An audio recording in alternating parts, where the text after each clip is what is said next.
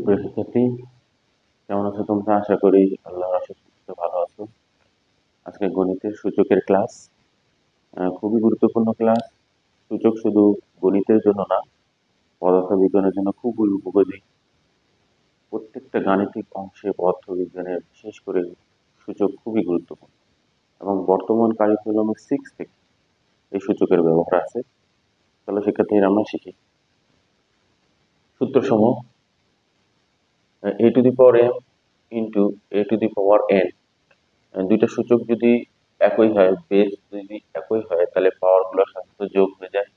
a to the power m plus n, a to the power m ভাগ a to the power n হলে a to the power হবে m minus n, a to the power 0 equal to হবে 1, a to the power m to the power n হলে m and পাওয়ার দুইটা সাধারণ গুণ হয়ে যাবে।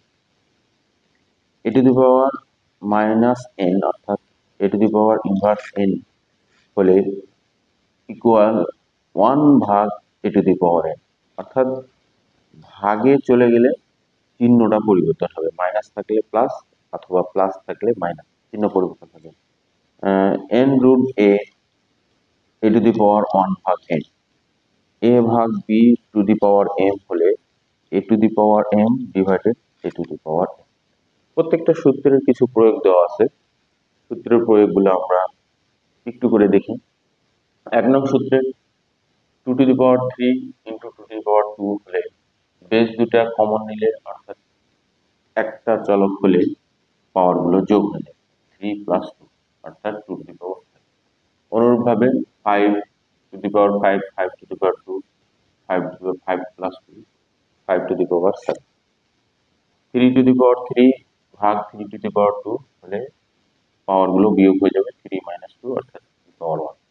অনুরূপভাবে এটা 5 power 0 মানে 1, অর্থাৎ যে কোনো সংখ্যার পাওয়ার যদি শূন্য হয় তাকে 1 আমরা ধরতে পারি। সূত্র অনুযায়ী সেটা হবে 1। 2 পাওয়ার 3 পাওয়ার 2 পাওয়ার 3, এই পাওয়ার সাধারণ 3 দুগুণা 6 অর্থাৎ 3 পাওয়ার 6। এখানে 3 3 9, 5 পাওয়ার 9, এখানে 3 পাওয়ার 3 আর 4 গুণ 3 4 12। 5 to the power minus 2 হলে 1 ভাগ 5 square, 5 to the power 3 to the power minus 3 হলে 1 ভাগ 3 cube, 7 to the power minus 2 হলে 1 ভাগ 7 স্কয়ার।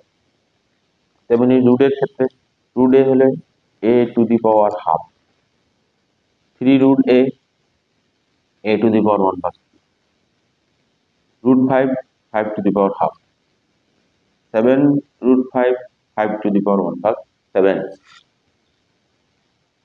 5 ভাগ 3 5 স্কয়ার ভাগ 3 স্কয়ার, 4 to the power 4 ভাগ 3 to the power 4। এভাবে সকল সূত্রগুলো নিয়ে ধারাবাহিকভাবে আরো ক্লাস হবে। এটা আজকে ক্লাস 1। পরবর্তী ক্লাসে কিভাবে সংখ্যাগুলোকে আমরা সূচকে পরিণত করব আগামী ক্লাসে আমরা দেখব শিক্ষার্থীরা। ধন্যবাদ সকলকে।